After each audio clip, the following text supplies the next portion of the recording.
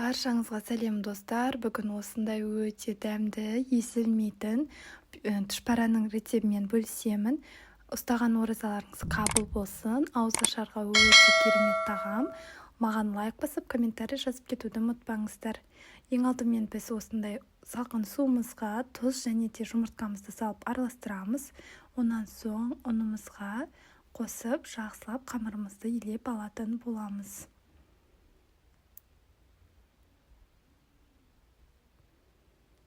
Шамамен 3-4 минут уақытта алуы мүмкін. Осылай қамырымызды табағымыздан алып, онан соң үстелдің үстінде жақсылап илеп алатын боламын.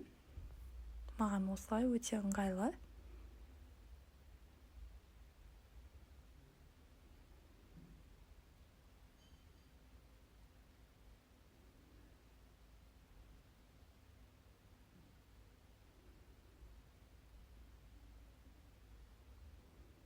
Мінекей қамырым дайын, оны демалу үшін 10 минутқа қойып қоямын. Сол аралықта начинкасын дайындаймыз, яғни салмасын дайындаймыз. Бұл жерде менде фарш және де жуаны ұсақтап, төрт-бұрышты етіп турайтын боламыз.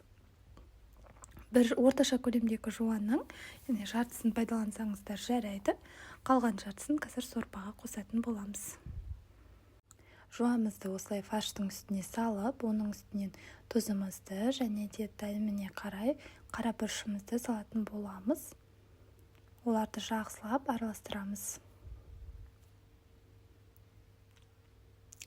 Онан соң осылай сорпасына, яғни біз жуаны ұсақтап тураймыз. Жаңа көрсетілген жуанның жартысы және де бір дана картошка қосамыз.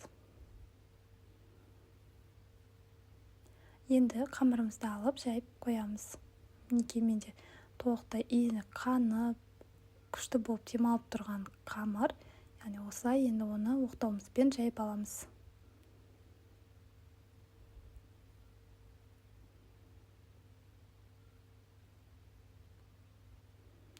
Арасына ұн себіп тұрамыз. Қатты көп ұнды салудың қажеті жоқ. Осылай жайып шықсаңыздар болады.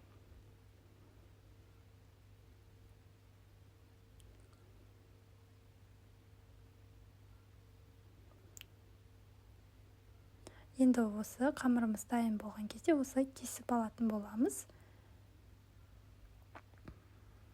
Осылай 3 саусақты қойып, осы көлемде кесіп алатын боламын.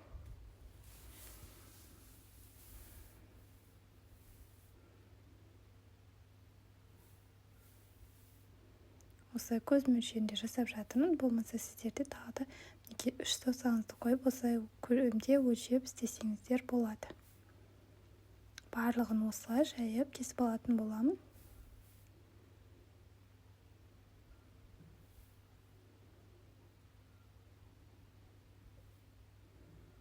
Мінекей, енді салмасын салып шығамын барлығына.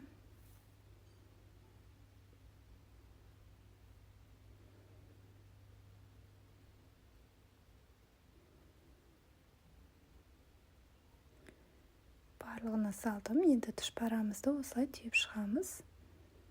Видеода көрсетілгендей етіп, өте оңай түйіп шықсаңыздар болады.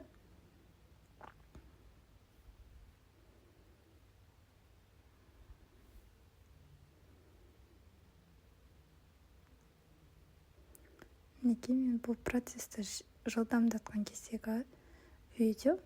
Осылай жасап алсаңыздар болады.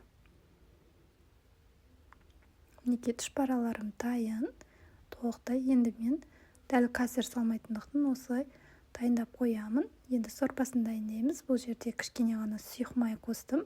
Шамамен 2-3 ас қасық. Онан соң жуаны және де картошканы тұзды салып араластырып, кішкене қуырып аламыз.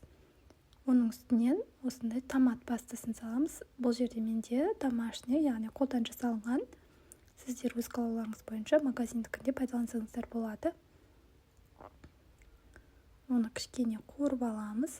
Жуамыз жұмсаруы қажет.